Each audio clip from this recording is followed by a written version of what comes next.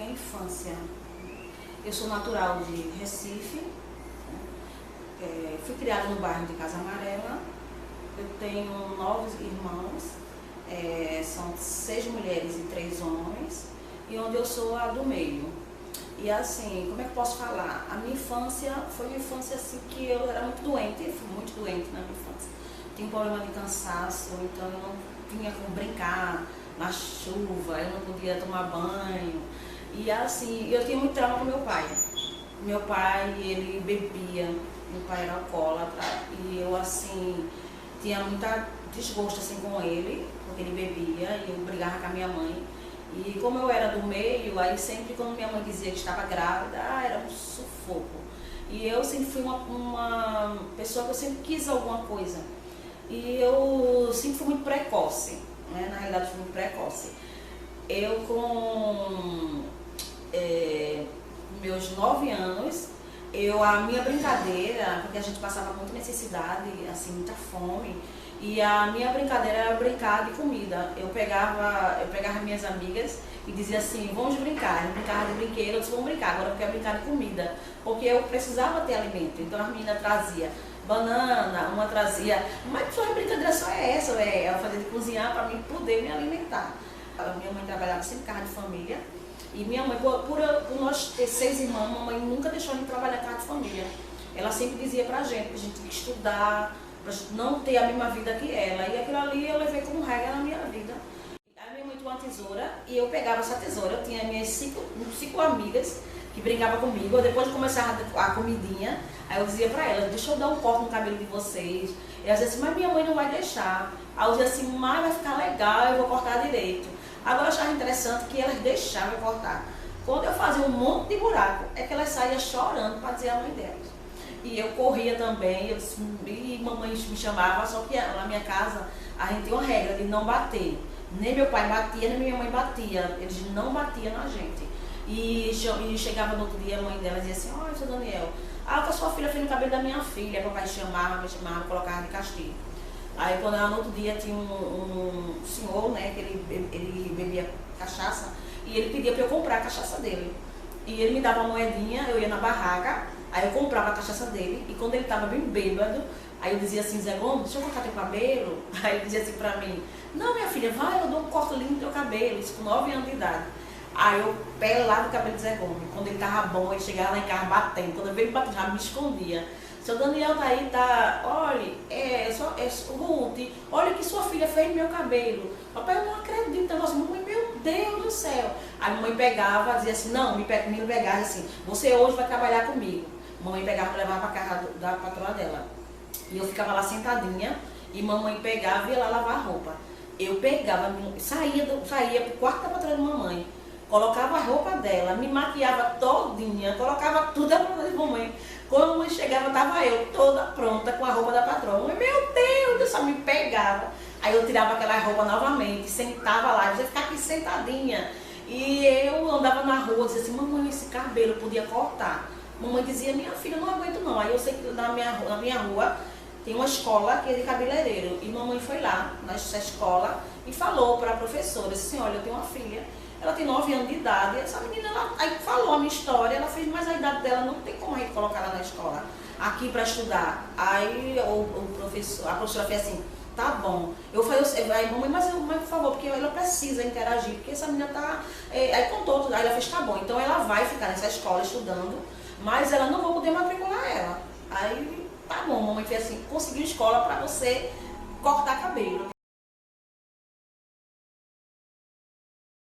Aí com 9 anos de idade, eu fui para essa escola de cabeleireiro, e quando chegou lá, todo mundo fez assim, é uma criança, você vai ser uma criança. E ela me deu logo a tesoura, e ali eu me derramei, né? Eu cortava cabelo, terminava de meio-dia, mas eu ficava até 1 hora da tarde só cortando o cabelo, porque eu queria era cortar cabelo. E uma coisa assim que chamou a atenção, que eu não esqueço, foi o Dia das Crianças, dia 12, Dia das Crianças. E nesse tempo não tinha feriado das crianças, era um dia normal. E quando eu chego de manhã na escola, todo mundo me deu uma boneca de presente. Isso marcou a minha vida. Pela minha idade, todo mundo me deu uma boneca e eu saí cheia de boneca nessa escola. E assim, e uma coisa também que me marcou foi uma pessoa que cortava cabelo E ela chegou pra mim, ela fez, Ruth, olha, faça o seguinte, não faça como eu. Você vai cobrar R$1 do corte, mas você não vai fazer de graça. Porque hoje eu sou uma excelente cabeleireira, mas ninguém me paga porque eu não cobrei. E aquilo ali foi regra na minha vida, que quando eu terminei meu curso, eu colocava uma cadeira no quintal lá de casa e eu cortava o cabelo por R$1. E chegava o pessoal lá cobrando R$1 e eu cortava o cabelo do povo. Então foi quando eu comecei a ajudar a minha mãe, né? E com 16 anos, não, com 15 anos, eu arrumei meu primeiro salão. E quando eu arrumei meu primeiro salão, meu primeiro salário, eu tirei minha mãe para o trabalho. Eu disse, mamãe trabalhar em casa de família, eu disse, mamãe, a senhora não trabalha mais. Quem vai dar as coisas agora sou eu.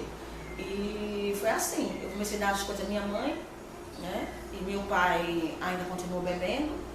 E com meus 18 anos, meu pai parou a bebida. Meu pai deixou de beber e foi uma vitória muito grande que eu consegui. Uma vizinha minha, ela é evangélica, ela chegou pra mim, ela fez, Ruth, Deus me revelou de eu te dar uma Bíblia. E ela, quando me deu essa Bíblia, eu peguei e joguei em cima do guarda-roupa, disse, pra que eu quero isso? E teve um dia que me deu vontade de conhecer uma igreja. E eu disse, hoje eu vou para a igreja. Eu sempre levava as minhas irmãs tudo comigo, onde eu ia levar tudo comigo. E nesse dia eu fui para a igreja, não sabia o nome, falei com a minha na rua e cheguei lá. E quando eu cheguei nessa igreja, eu comecei a ver, era uma Assembleia de Deus, não me lembro que fosse hoje, e tinha lá um pastor pregando e eu comecei a olhar. E de repente uma voz começou a falar dentro do meu coração. E falou pra mim que me amava. E eu ficava procurando aquela voz e eu não encontrava. E disse pra mim que se eu dissesse sim para aquela voz, que era Deus, meu pai ia deixar de beber, né? E a minha casa ia mudar. Porque meu pai, quando bebia, ele derrubava a casa. E a gente dormia no plástico. Ele botava uma cortina na frente. E ele, quando voltava, ficava bom, dizia assim, eu vou construir, mas não construía. E aquele ali eu tinha trauma daquilo, de viver no meio da rua praticamente. E assim foi feito. Eu conheci a Deus, conheci Jesus, aceitei naquele dia. E teve um dia que meu pai, ele falou assim, vou beber. E eu falei, Senhor, tu disseste a mim que ele ia deixar de beber. Então eu vou orar agora e ele vai chegar lá, ele vai pegar no copo e ele vai conseguir beber. E nisso aconteceu. Ele foi lá, pegou o copo de cachaça, pegou a cachaça, colocou na boca e ele não conseguiu beber. Ele pagou a cachaça e voltou. E nesse mesmo tempo, ele falou que não bebia mais, nesse mesmo tempo eu também conheci o Alcoólicos Anônimos, né? Eu conheci e eu levei meu pai. Eu falei, papai, vamos para o Alcoólicos Anônimos, porque o senhor precisa de ajuda. E assim meu pai foi. Ele me levar todo domingo, eu levava ele para o Alcoólicos Anônimos. E eu me lembro que ele recebeu uma fichinha. E assim, pessoal, funciona, viu? Funciona. O Deus, né? Deus, o Alcoólicos Anônimos. Meu pai deixou. Meu pai, ele viveu 80, ele deixou de beber, ele passou 30 anos sem beber. Ele morreu agora, faz 2 anos que meu pai faleceu, com 80 anos, e ele teve o câncer, né, do cigarro. E meu pai, ele sem beber, sem álcool, e ele também morreu com Cristo. Eu preguei para ele e ele aceitou Jesus. O meu primeiro salão era no quintal lá de casa. Quando a minha vizinha falou, né, que eu nunca fizesse cabelo de graça, eu cobrasse R$1, mas eu não fizesse de graça, senão o povo ia acostumado e ia mais me pagar. E eu precisava de dinheiro para poder sustentar a minha família e ajudar meus pais. E isso eu fiz, eu botei uma cadeira, onde eu coloquei uma capinha e eu peguei uma tesoura, né, que era a tesoura de mamãe ainda, que eu usava, que ela cortava roupa, e eu comecei a cortar cabelo de R$1. E eu fiquei assim, cortando cabelo no quintal lá de casa. Aí quando foi depois, mamãe viu aquela me deu um quartinho dela que ela tinha, que era junto do banheiro dela, onde eu comecei a fazer cabelo lá e eu falava para minhas irmãs, se vocês não querem trabalhar em casa de família, vocês vão ter que aprender comigo, senão vocês vão trabalhar em casa de família. E isso que as minhas irmãs, a maioria são cabeleireiras, ela sempre lembra disso que eu falava para elas. E depois mãe deu esse terraço e começou a trabalhar, fazer cabelo. E o terraço ficou pequeno pra mim. Mamãe pegou, desocupou a sala dela, não lembro como foi hoje. Aí eu fiquei com a sala e o terraço de mamãe. E mamãe ficava ali, e eu trabalhava, era muito pessoal fazendo cabelo. Vinha gente assim, meu salão numa ladeira. no Alto 13 de Maio, no Vasco da Gama, e o pessoal vinha de Boa Viagem, vinha de Olinda, vinha gente de muito longe para fazer cabelo comigo. E eu comecei a entregar minhas irmãs também a cortar cabelo.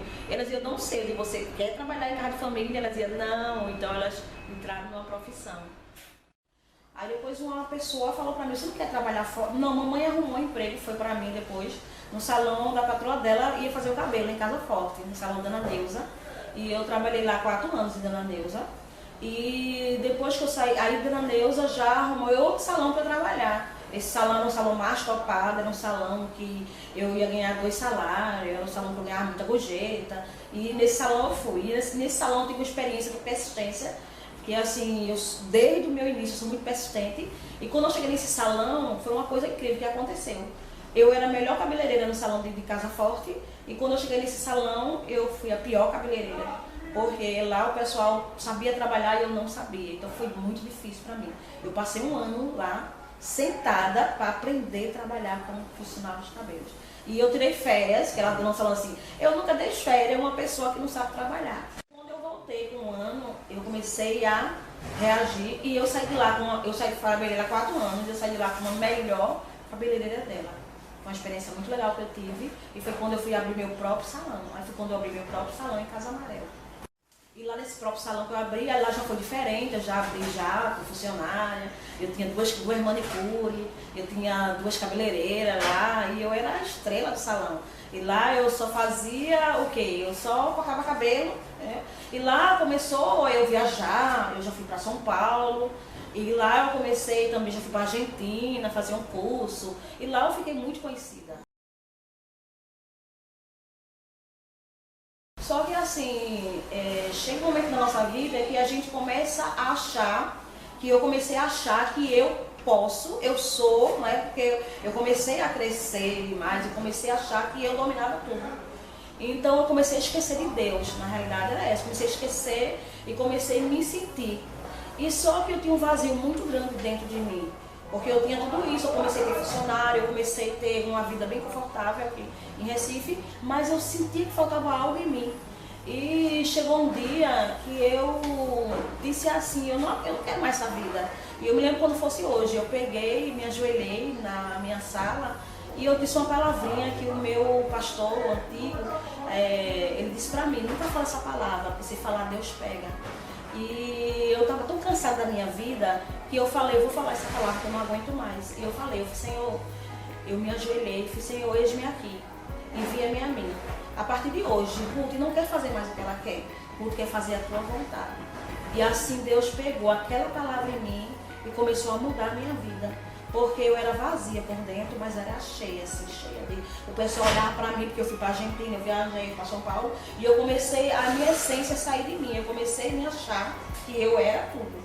E ali eu comecei a me vaziar, não mostrava aquela essência que Deus queria que eu mostrasse.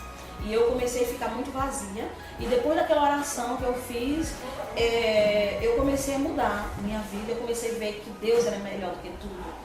E eu comecei a submeter a palavra do Senhor, e eu fui não estava já revoltada, não queria mais saber de igreja, estava separada do marido, e estava muito revoltada. E ali eu voltei de novo para o Senhor, e eu fui para uma igreja muito maravilhosa, que hoje que eu faço parte, que é o Verbo da Vida, onde essa igreja ela fala sobre o Rema, que é o estudo da palavra, que é 2 anos, e eu me submeti a esse estudo, 2 anos da palavra. E ali eu comecei a mudar a minha vida, mudar o meu caráter, mudar a minha vivência com as minhas filhas, mudar meu comportamento com meu esposo, e a minha família começou a ver a minha mudança, porque eu fiquei tão soberba que as minhas famílias não me suportavam mais. E elas começaram a ver em mim, meu pai, ver a mulher de Deus que eu sou, e começou a me admirar. E assim foi muito. E teve um momento do Rema, quando eu terminei o Rema, que Deus, se Ele quiser, Ele revela para você qual é o seu chamado. E quando teve esse momento lá, Deus revelou para o meu chamado que eu era missionária das nações. Que eu não sou missionária só no Brasil, que eu era missionária também fora do país. E que eu ia viajar muito para fora do país, né, para todos os lugares. E ali eu criei, né? E chegou um dia que o Senhor falou para mim, você vai embora daqui de Recife e você vai morar em Paulo Afonso. E eu não conhecia essa cidade, e eu, tá bom. Só que como eu tinha assim um salário muito bom aqui em Recife, eu tinha meu salário era R$3.000 por semana, era meu salário que eu tirava. Então eu perguntei assim a Deus, eu falei, Deus, então deixa eu juntar pelo menos 20 mil para levar, e o Senhor falou, não. Você não vai levar nada para lá, eu vou mostrar a minha glória na sua vida naquele lugar. Lá eu vou mostrar casa para você morar, lá você vai ter tudo lá. E eu disse amém. Falei com meu esposo acatou a ideia, falei com as minhas filhas. E assim a gente fizemos. Com R$3.000 foi o dinheiro que Deus me concedeu. Eu fui embora para Paulo Afonso, onde a gente lá alugamos uma casa e fomos para lá morar. Então, para minha surpresa lá em Paulo Afonso, aqui, como eu falei para vocês, aqui eu trabalhava somente com caixa e cortando cabelo, eu nunca fui fazer nada. E quando eu chego lá em Paulo Afonso, que eu abri meu salão lá, pra minha surpresa, o pessoal só gosta de cabelo liso lá. Eu disse, pronto, agora eu vou morrer de fome aqui nesse lugar que eu faço caixa. E nisso eu me entristeci demais e o Senhor já falou pra mim, que ele disse, eu não trouxe você pra cá pra ser cabeleireira. Trouxe você pra cá pra um propósito. Eu disse, pronto, agora, né? E assim eu fiquei lá em Paulo Afonso. Me chegou uma amiga não, que eu não tinha amiga lá, chegou uma moça para fazer escova no cabelo e ela falou assim, você faz o quê? Eu disse, olha, lá em Recife eu fazia caixa, mas aqui o pessoal não gosta. Aí ela mostra o seu trabalho, eu comecei a mostrar meu trabalho no celular, e esse trabalho é maravilhoso demais. Aí foi quando ela pegou, eu vou fazer um Face para você, eu vou divulgar. E isso aconteceu, quando ela colocou no Face, não é que o pessoal não gostava de caixa lá em Paulo Afonso, era porque o pessoal não conhecia quem fizesse. Sim, interessante que lá em Paulo Afonso nem produto de caixa tinha. Eu comprava o Zene, que vendia, né? Eu trazia 5, 6 Zene e levava para Paulo Afonso e começava a fazer os cabelos. Só que o Zene saiu de linha, não tinha mais Zene, acabou. E eu fiquei, e agora? Como é que eu vou trabalhar? Eu não tenho mais como trabalhar, não tenho produto para trabalhar, porque lá não tinha. E um certo dia eu estava dormindo, né, no meu quarto, e Deus, ele falou para mim, ele fez, filha, te acorda, que eu vou te dar o segredo dos cachos. E eu me levantei, ele fez, pega um papel, uma caneta, e eu vou te dar. Eu peguei o papel, a caneta, e eu comecei a copiar o que Deus falou pra mim. Ele fez, você vai trabalhar com esse produto, e onde você também vai fazer minha obra com esse produto. Aí eu disse, pronto, fiquei com aquele tudo escrito lá, mas eu não sou química. Eu sempre fui cabeleireira, e agora, o que é que eu faço? E teve um dia que eu vim para o centro de convenção, um negócio aqui em Recife que tem, né, de cabeleireiro, e eu conheci um cabeleireiro que ele era químico, e ele falou pra mim, eu peguei contando pra ele minhas experiências, né, que eu tinha esse papel, e ele falou pra mim assim, então mande pra mim que eu posso fabricar seu produto. Só que eu não sabia que esse químico era ateu. Então ele pegou e falou pra mim, ele fez, Ruth, eu sou químico. Então ele pegou, eu tinha mais outro cópia, ele pegou, rasgou, e ele pegou e falou pra mim que eu vou criar o seu produto. Aí eu, tá bom. Porque quando eu fiz o produto deu tudo errado, os cabelos do povo começou a cair, o dinheiro que eu investi não tive retorno, e eu tive que jogar o produto todo fora. E a pessoa que me emprestou começou a me cobrar, eu quero meu dinheiro. Eu quero meu dinheiro, e essa pessoa ainda ficou dizendo que eu vim pra lá para dar um golpe nela. Então foi difícil, muito difícil. Mas eu não deixei de acreditar naquilo que Deus falou pra mim, desse produto. E teve um dia que eu estava em casa, uma amiga minha ligou, que eu também não conheci ela depois, ela falou assim, Ruth, eu conheço uma fábrica que vai fazer teu produto. Essa fábrica é lá de Salvador. Eu disse, rapaz, eu levei um golpe. Ela, não, mas você vai lá. Eu peguei, fui com meu marido para Salvador. Para vocês terem uma ideia, de Paulo Afonso para Salvador é 9 horas. E a Bahia é muito extensa. E eu fui lá, cheguei na fábrica também, já não falei mais, que foi Deus que me deu isso. E eu falei que eu tinha esse produto que eu queria fazer, e a fábrica, elas faziam pra mim, ela não, a gente faz. E eu disse, ok, voltei, e eles começou foi muito interessante, eles começaram a mandar a amostra do produto. E quando eles mandavam a amostra do produto, Deus falava no meu coração, não está bom ainda esse produto. E eu dizia, agora deu. Aí eu ligava para a fábrica e dizia assim, o produto não ficou bom. Ela, então a gente vai fazer a modificação. E assim, esse produto ele foi 9 vezes a modificação. Na última vez eu estava em casa orando, as minhas filhas fez assim, o Senhor engravide desse produto. Aí eu peguei uma garrafa assim de um produto qualquer, eu coloquei assim embaixo da minha barriga, e a gente começamos a orar para engravidar do produto. E na outra semana que a fábrica mandou a minha amostra de produto, e o Senhor falou, agora tá certo, esse produto agora tá ok, você pode fabricar. eu fiz pronto, e agora dinheiro que eu não tinha? Tinha um débito da mulher que eu estava devendo, que era alto, e eu tinha que fabricar o produto, e eu não tinha dinheiro. E a fábrica eu tinha que fabricar 100 kits, porque eu sou fábrica, ela fabrica só pra mim. E eu falei assim para a fábrica, faça o seguinte, você vai me dar 6 produtos, eu vou pagar. E eu vou trabalhar, vou ganhar dinheiro com caixa para comprar meu produto. E assim eu fiz. Comecei a publicar o meu produto em Juazeiro, Petrolina foi a cidade que me ajudou, Juazeiro e Petrolina. Eu dizia assim, sai da Progressiva e volte seus caixas, aqui fazemos isso. E o pessoal ficou todo mundo doido. E como é que faz? Eu disse, eu vou para sua cidade.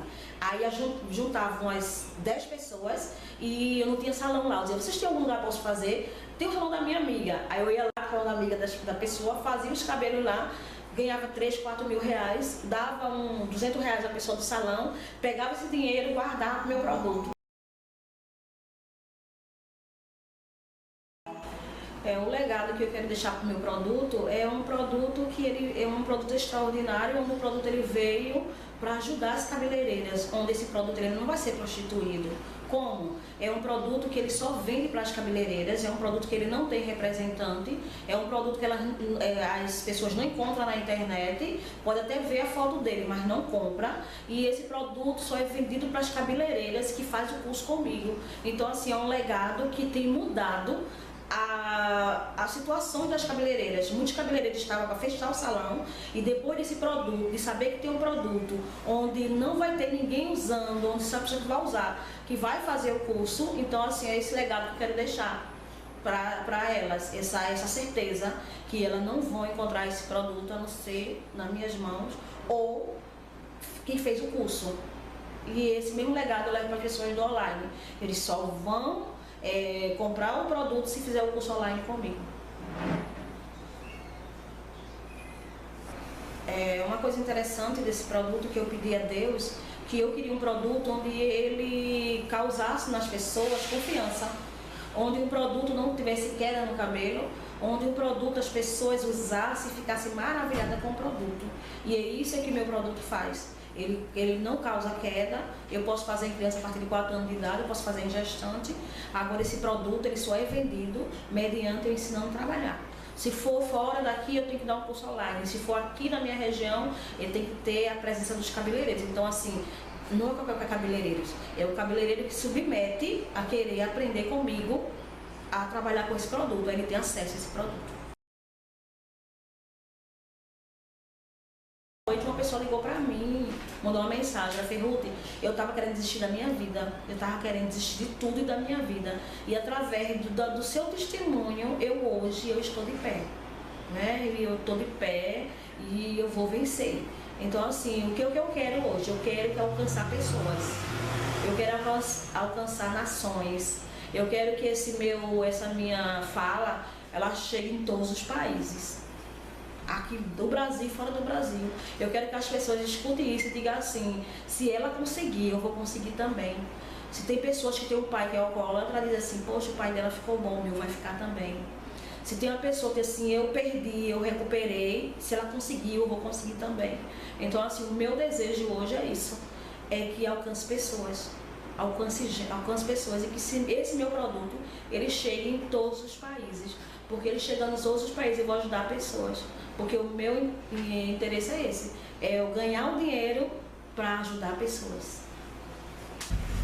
As pessoas, ela fala de pobreza, ela fala sobre falta de dinheiro, né? A pessoa não tem dinheiro, a pessoa não tem uma casa, a pessoa mora numa rua. Mas para mim ser pobre é ser pobre de espírito.